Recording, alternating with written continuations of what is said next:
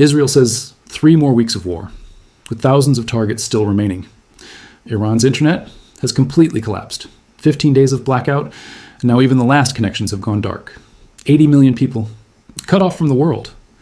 A U.S. submarine sank an Iranian warship near Sri Lanka, killing 87 sailors. Isfahan was bombed overnight. 15 people dead. Formula One just canceled races in Bahrain and Saudi Arabia. And Trump says he is weighing whether to destroy Iran's last economic lifeline. 3 more weeks. Or is this just the beginning of something much bigger? Welcome back to OG John AG. It means a great deal to have you here, especially as this conflict enters its most critical phase yet. This channel exists to give you the facts clearly, honestly, and without agenda. If you appreciate that kind of reporting, subscribing is the simplest way to support it. One click makes a real difference in helping this work reach more people who need it. Now tell us in the comments, where are you watching from today? Every single day this community grows, and your presence here matters more than you know. Somewhere in the waters near Sri Lanka, on a quiet stretch of the Indian Ocean, an Iranian warship was sailing home. The Iris Dina, an Iranian frigate, had just attended the International Fleet Review in Visakhapatnam, India. It was a peaceful mission, a naval ceremony, the kind of event where countries show off their ships and shake hands. But on its way back, a United States submarine was waiting. Without warning, the U.S. Navy attacked the Iris Dina and sank it. 87 of its crew members were killed. 32 survivors were pulled from the water by the Sri Lankan Navy. Hours later, U.S. Defense Secretary Pete Hegseth confirmed the attack. And just like that, another chapter of this war was written in blood, thousands of miles from the actual battlefield. That single event tells you everything about how far this conflict has spread. This is no longer a war contained within borders. It is a war that reaches across oceans. But that was just one piece of what happened as this war entered its 17th day. Let us start from the top. On the night of March 15, 2026, the United States and Israel carried out fresh strikes on the Iranian city of Isfahan. Isfahan is one of Iran's most historic and culturally significant cities. It is home to ancient mosques, bridges, and palaces that are hundreds of years old. And on this night, bombs fell on it. At least 15 people were killed. Residential areas in Shiraz, the capital of Fars province, were also attacked. These were not the first strikes on Iranian cities, but they came with a new and chilling statement. Israel's military told CNN something that no one was prepared to hear. They said they are planning at least 3 more weeks of military operations, and they still have thousands of targets remaining. 3 more weeks, thousands of targets. That means this war is not winding down. It is not close to ending. Israel is telling the world openly that the bombing campaign will continue well into April. At the same time, Iran made its own position equally clear. Foreign Minister Abbas Araghchi said that Tehran never sought a ceasefire with the United States. He said Iran is ready for a long war. Those are not the words of a country preparing to surrender. Those are the words of a country digging in. Meanwhile, the situation inside Iran has reached a new level of crisis. Iran's internet, which had already been shut down for 15 days, completely collapsed. Network monitoring experts at Kentic reported a further sudden drop in connectivity that was bigger than anything seen during the entire blackout. The last remaining networks that had been partially online went dark. Internet watchdog NetBlocks confirmed that a key Iranian telecommunications network had now fully collapsed. Think about what that means for 80 million people. No phone calls to family, no news, no way to call an ambulance, no way to tell the world what is happening to them, no way to know if the people they love in other cities are alive or dead.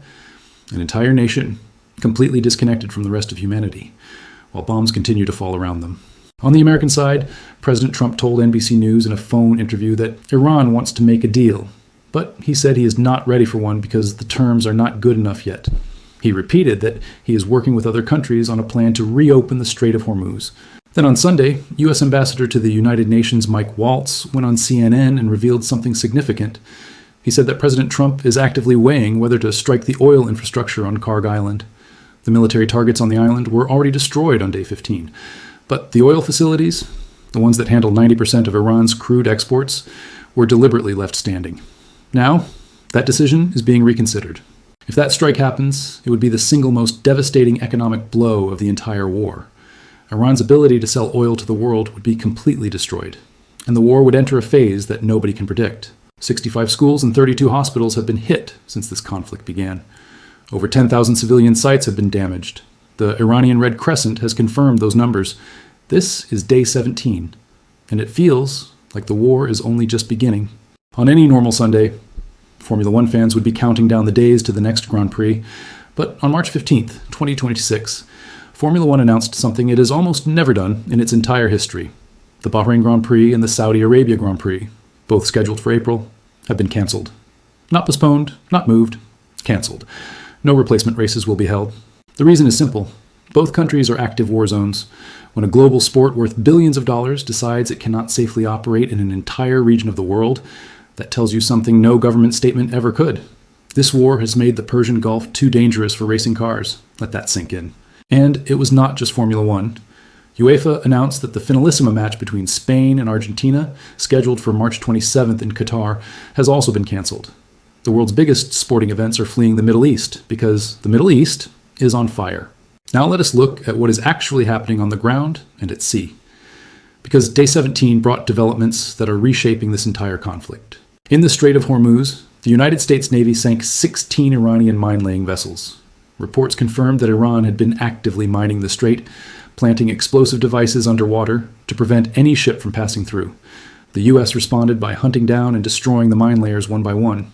According to CENTCOM Commander Admiral Brad Cooper, the United States had also destroyed 17 Iranian ships in total, including what he described as Iran's most operational submarine, which now has a hole in its side. Iran's navy, which was never large to begin with, is being dismantled piece by piece. But Iran is not relying on its navy alone. It is using missiles, drones, and mines to keep the strait shut. And so far, it is working. The waterway remains effectively closed to commercial shipping. Iran's Foreign Minister IRGC then made a remarkable statement. He said that Iran is open to holding talks with countries who want safe passage for their vessels through the Strait of Hormuz. He told CBS News that several countries have already approached Iran about this. He did not name them, but he made it clear that any decision about opening the strait would be made by Iran's military, not its diplomats. This is a strategic move. Iran is essentially saying, if you want your oil, come talk to us directly. Bypass the Americans. Make your own deal with Tehran. It is an attempt to break the international coalition before it even forms. Trump responded with fury. He posted on Truth Social demanding that China, France, Japan, South Korea, the United Kingdom, and other affected nations send warships to the region immediately.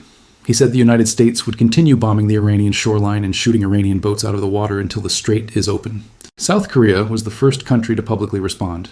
Its foreign ministry said it takes note of the president's comments and would closely coordinate and carefully review the situation. That is diplomatic language for, we are not committing to anything yet. No other country named by Trump has publicly agreed to send ships. Meanwhile, U.S. Ambassador to the UN Mike Waltz confirmed on CNN's State of the Union that President Trump is not taking any options off the table regarding Karg Island's oil infrastructure. That statement alone sent shockwaves through energy markets. If the U.S. strikes those facilities, Iran would lose the ability to export oil entirely. And Iran has already warned that such an attack would trigger retaliation against American-linked energy infrastructure across the entire Gulf. On the battlefield itself, the strikes continued without pause. Israel launched what it described as a massive wave of attacks across western Iran. The IDF confirmed it still has thousands of targets remaining. Isfahan was hit overnight, killing at least 15 people. Residential areas in Shiraz were also struck. Iran fired back. Sirens blared across central Israel as multiple barrages of missiles were launched. Israeli security forces reported a rocket strike in Holon, in the Tel Aviv district, causing damage to cars and buildings. Shrapnel from an Iranian ballistic missile even damaged a building housing U.S. diplomats in Israel, according to Israel's Channel 12. The U.S. State Department confirmed the incident, but said no American personnel were injured. In Saudi Arabia, 4 drones were intercepted over the Riyadh metropolitan area. That is the capital city, home to millions of people. 6 ballistic missiles aimed at the Al-Kharj governorate were destroyed. 2 more drones were intercepted in the eastern province. Since the war began, at least 2 people have been killed and 12 injured in Saudi Arabia from Iranian attacks. The UAE continued to face relentless strikes. The IRGC said it launched 10 missiles and several drones, specifically targeting U.S. forces at the Al Dhafra airbase in the UAE. Qatar intercepted all 4 ballistic missiles, and drones launched at it on Saturday. In Lebanon, Israeli air raids and artillery fire struck multiple towns in the south. An entire family, including 2 children, was killed in an Israeli attack on the town of Kantara. Hezbollah continued fighting, targeting Israeli soldiers at multiple positions along the border. And perhaps the most alarming military detail of the day came from a U.S. news website called Semaphore. It reported that Israel has privately informed the United States that it is running critically low on ballistic missile interceptors. The very system that protects Israeli cities from Iranian missiles is running out of ammunition. If that supply is not replenished quickly, The consequences for Israeli civilians could be catastrophic. This is the reality of day 17. The war is expanding. The weapons are running low. The oil is not flowing. And both sides say they are ready to keep fighting. There's a restaurant owner in Mumbai, India, who has never heard a missile, who has never seen a drone, who lives thousands of miles from the nearest battlefield. But this war is about to shut down his business. India imports massive amounts of liquefied petroleum gas known as LPG from the Persian Gulf. That gas powers the stoves in millions of Indian restaurants, street food stalls, and homes. And right now, that supply is being choked off. The Strait of Hormuz is closed. Ships cannot get through. And the LPG that India depends on is stuck on the other side of a war zone. That restaurant owner in Mumbai did nothing wrong. He took no side in this conflict. He has no opinion on Iranian nuclear programs or American foreign policy. But his business, his livelihood, his ability to feed his family is now directly threatened by a war happening 4,000 kilometers away. That is what makes this conflict different from almost any war in modern history. Its consequences do not respect borders. They do not respect distance. They do not care if you are involved or not. If you live on this planet, this war is affecting you. Let us start with the numbers that matter most to everyday people. Oil prices have surged more than 40% since February 28th. Brent crude is now above $103 per barrel. U.S. crude is approaching $99. These are the highest levels since 2022. And every analyst watching this conflict says the same thing. If the Strait of Hormuz stays closed, prices will keep climbing. The International Energy Agency announced the largest emergency oil release in history, 412 million barrels from reserves across 31 member countries. The United States alone committed 172 million barrels. European countries pledged 107 million. Asian member countries said they would release their stocks immediately. But here is the problem. Emergency reserves are exactly that, emergency supplies. They are not infinite. They were built up over decades for situations exactly like this. And once they are used, they take years to rebuild. If this war lasts the 3 more weeks that Israel is planning, or longer, those reserves will be drained at a rate the world has never seen before. Meanwhile, the cost of everything is going up. Diesel in the United States has hit $4.85 per gallon. That drives up shipping costs for every product that moves by truck, train, or ship. Food prices rise, clothing prices rise, building materials rise. The inflation that central banks spent years fighting could come roaring back because of this single conflict. Economists are now openly using a word that governments hate to hear: recession. The disruption to global energy supply, combined with rising shipping costs, insurance surcharges, and market uncertainty, is creating the conditions for an economic slowdown that could affect every major economy on Earth. Now let us talk about what is happening to human beings inside this war. 80 million Iranians are living in complete darkness. Their internet has been shut down for over 15 days. And on day 17, even the last remaining connections collapsed entirely. Network experts confirmed that key telecommunications infrastructure inside Iran has now failed completely. Whether it was caused by a cyber attack, a physical infrastructure hit, or a deliberate government decision, the result is the same. An entire nation is sealed off from the world. No WhatsApp messages, no video calls to relatives abroad, no access to news, no ability to share what is happening in their neighborhoods, no way to organize help or call for rescue when a building collapses. 80 million people living in an information vacuum, while their country is being bombed daily. The Iranian Red Crescent has reported that 65 schools and 32 hospitals or medical facilities have been hit since the war began. Over 10,000 civilian sites have been damaged. More than 3 million people have been displaced. And the toxic black rain caused by burning fuel depots continues to fall on Iranian cities, with unknown long-term health consequences. In Lebanon, the suffering continues to mount. Over 773 people killed, 98 of them children. Entire families wiped out in single airstrikes. The UN launched a $325 million emergency humanitarian appeal. But aid organizations say that getting supplies into the affected areas is becoming nearly impossible as the fighting intensifies. Now here is a consequence that could change the course of this entire war. Israel has privately informed the United States that it is running critically low on ballistic missile interceptors. These are the missiles that the Iron Dome and other defense systems use to shoot down incoming Iranian rockets before they hit cities. If Israel runs out, its cities become vulnerable. Its civilians become exposed, and the political pressure on the Israeli government to either escalate dramatically or seek a ceasefire would become overwhelming. This is a detail that most people will overlook, but military analysts consider it one of the most important developments of the entire conflict. A country that cannot defend its own population is a country that is running out of time. On the diplomatic front, something subtle but significant is happening. Iran's foreign minister told CBS News that several countries have already approached Tehran about negotiating safe passage through the Strait of Hormuz. He did not name them, but the fact that countries are quietly going to Iran directly, bypassing the United States, tells you that the international coalition Trump wants to build may be harder to assemble than he expects. Every country has its own interests. Every country needs oil, and some of them may decide that making a quiet deal with Tehran is easier than sending warships into a war zone. The consequences of this war are no longer measured only in missiles and casualties. They are measured in gas prices and grocery bills, in canceled sporting events and stranded travelers, in silent phones and dark screens across an entire nation, in a restaurant owner in Mumbai who cannot get the gas he needs to cook. This war has gone global, and the next chapter, maybe the most consequential of all, 3 more weeks. That is not a rumor. That is not speculation. That is what the Israeli military told CNN directly. They are planning at least 3 more weeks of military operations against Iran, and they still have thousands of targets remaining. Let that number sit with you for a moment. This war is 17 days old. Over 2,000 people are already dead across the region. 80 million Iranians have no internet. 3 million are displaced. Oil is above $100. Gas prices are surging worldwide. Formula One has canceled races. UEFA has canceled matches. The Strait of Hormuz is closed. Emergency oil reserves are being drained at historic rates. And the country leading the bombing campaign just said they need 3 more weeks. So what does the next chapter of this war look like? The first major development to watch is Karg Island. U.S. ambassador to the UN. Mike Waltz confirmed on live television that President Trump is actively weighing whether to strike the oil infrastructure on the island. Right now, only the military targets have been destroyed. The oil loading docks, the pipelines, the storage tanks, they are all still standing. If Trump gives the order to hit them, it would eliminate 90% of Iran's crude oil exports overnight.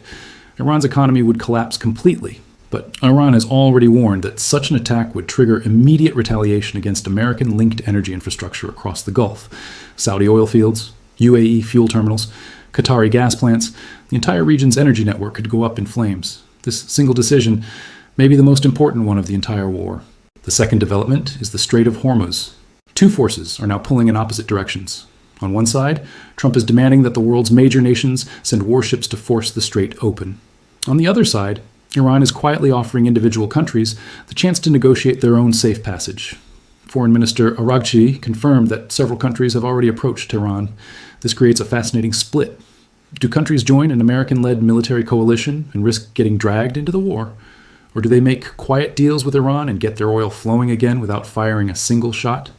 The answer to that question will reveal more about the true state of global alliances than any UN vote ever could. The third development is Israel's interceptor crisis. Israel has privately told the United States that its supply of ballistic missile interceptors is running critically low. These are the missiles that protect Israeli cities from incoming Iranian rockets. If they run out, Israeli civilians lose their shield. This puts enormous pressure on the United States to either resupply Israel immediately or push for some form of de-escalation. It also gives Iran a strategic advantage. The longer Iran keeps firing missiles at Israel, the more it drains Israel's ability to defend itself. Time is now working against Israel in a way that it was not before.